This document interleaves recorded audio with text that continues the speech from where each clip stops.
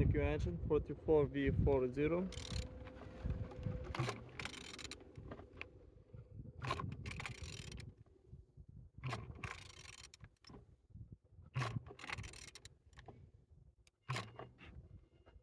It's running good.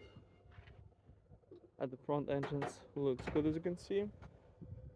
Compressor without any damage. Quick swell on altimeter. Altimeter no broken. On this side everything's good. Starter under good conditions, as you can see. Same as well like a gearbox. Didn't see any damage. And on this side everything's good. Engine's turbo turn, not going up and down. And on the top plastic lid looks good.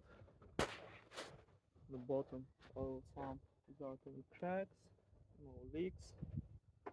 And turning your engine 44V40.